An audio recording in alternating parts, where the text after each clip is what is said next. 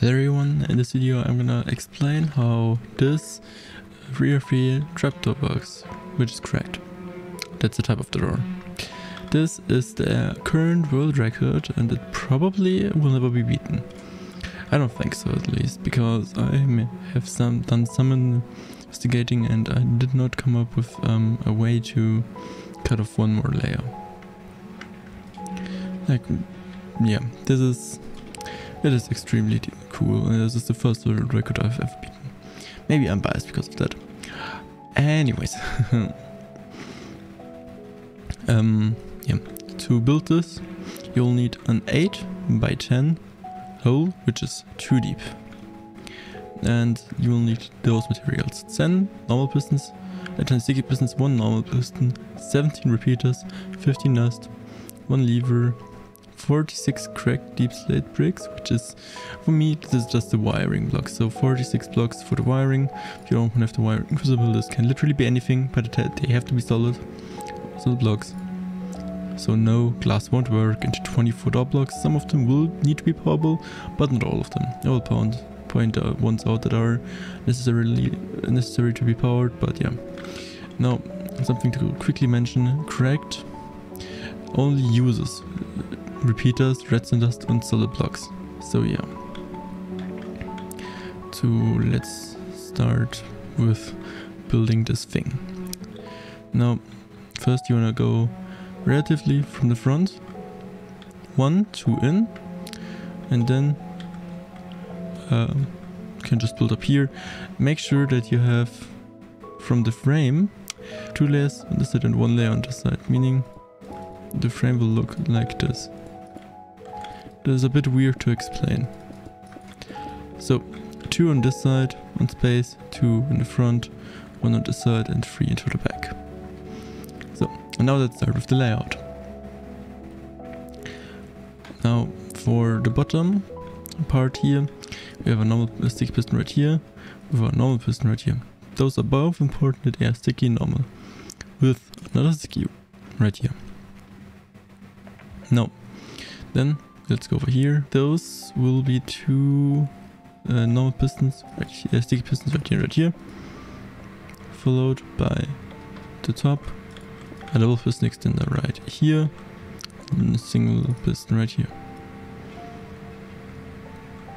And we also have 3 sticky pistons on this side, which is the entire layout. Now you can move, also already placing all of those, but like I said, some will need to be powerable. This layout works by, first of all, and very first thing that happens in the door is powering this on the closing, and then you can just power all of them. We don't care about those 2, but this one, this piston has to power at this time specifically.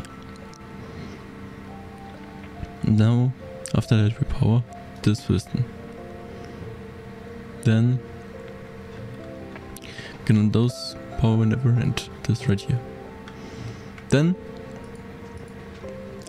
those can just unpower, and the size also don't matter timing wise, but get this block out of the way by pulling it here. And now we can't pulse this one again, or this, because then it would be spit out again and no good.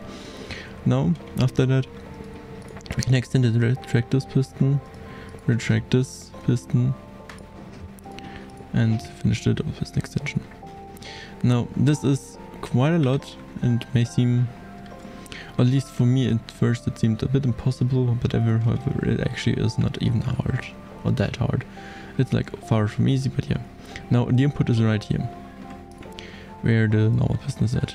This is because, well, with that we have to first move on one edge for free. Now, next thing is we need to power this. And I'm doing that by going over 3 here, dust on top, to a block, 2 tick, block up and block down again, and here. Now what that does is relatively simple, powers those after 2 ticks, giving us this position. Which means now we can power this. which is also done relatively easy. You can just go from the input block out, for the repeater to a block, and a block right here. Just place this right here, and we have this part all done. So let's finish some of the closing. We can just, this one gives an output, so in theory you can just run that over. This will be changed later, but for now this is okay. If you don't wanna build this, then just let it, don't build anything there, just for demonstrational purposes. Now here on this block we need a repeater to go out into a block, down another repeater, block up, and we have a dust line right here,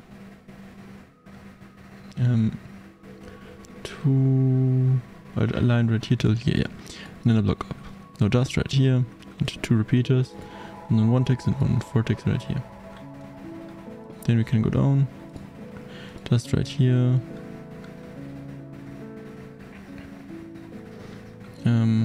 into a block up and down again. It seems really dumb and really unnecessary. God, but believe me, this is not because like I just wanted to look complicated. This is because there's a lot of stuff going on in these areas, which we haven't built even yet. So yeah, pour this and boom. This is those piston taken care of. This one right here gets powered also from here with this dust going into this block, and this piston here gets powered from this dust and this block. Now we have a lot of space left here, but we also need to fit an entire double piston extender. Also this one doesn't power yet, but that's because the powering of this is kind of within a double piston extender circuit, which doesn't make sense, but you will see. We are in this position now.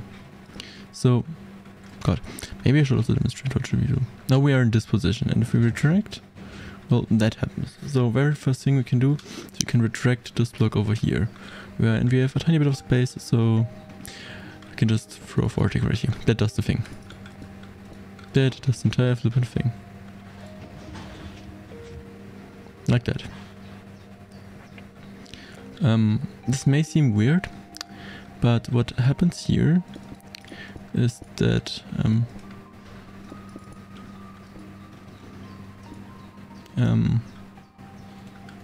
we're here and here. Those are the position basically that we reach. That those get powered first, is after. So this is butt powered, meaning it is powered, but it can't extend. So as soon as we unpower those pistons, we remove the immovable objects right here, which are the piston arms. However, also the retracting here sends a block update to that piston, which makes it extend. If you then just retract, turn it off again, then that happens. Now, for the longest time actually, this used to be like that. This is the same thing. But it uses one more repeater, so yeah. Then after that we need to go to this corner and make the refire of this, because when this one gets pushed to here we need a refire here, and only this one. So let's do that. Let's break everything we've built so far here in this corner. Not everything. We need 2 blocks right here with 2 dusts right here. And 2 blocks right here, and look up like that right here. Now what we have right here is 2 3-tick repeaters going into a 1-tick, which goes into this. Which makes this bottom part completely done. Now what the hell does happen here? This is a monostable. And to be completely correct with the terminology, this is a falling edge monostable circuit, meaning with a permanent input, this receives a short output. Like we have a permanent input and we get a pulse on the off when it turns off. Now this is incredibly useful, and this is what it looks like, and we utilize repeater locking for that. And I'm not entirely sure, but I believe the reasoning on why this one locks instead of getting powered, or like gets locked before it powers, even though that happens at the same time, is because that whatever is right here gets powered after, because this is the tile tick phase that we are in when the repeaters fire within the game tick, and the tile tick phase is the same with this repeater, like they are in the same phase, so basically they just get scheduled one after another. So when you fire, both of them happen simultaneously, one will be chosen randomly as first, but that doesn't matter. Even if this one gets powered first, this one gets also powered, and because it's in the same tile tick priority, it gets just done right in there. That's how I believe it works. Don't quote me on that though, I'm not that great at stuff, and I keep forgetting that when I destroy blocks, they end up in my inventory. So yeah. Now all we need to do is the double press extender and removing this window. Now we have quite some space right here, and we're gonna utilize that space. Now you can just go 2 blocks out here with just right here. And go here with actually 1 tick repeaters. I just forgot. And 1 tick right here and 1 block up. And this is how this piston gets powered. It gets powered through this one still, because this one still receives a constant pulse. And I'm gonna place, because what this is gonna do. We need a 2 tick here. I'm very dumb. Yeah, it's just without the block, but we can't have that, so this is why we need this to be a 2 tick. Then we need to do the final attraction. We have exactly 2 blocks left, which we're just gonna utilize them. I'm putting a 4 tick right here with a block.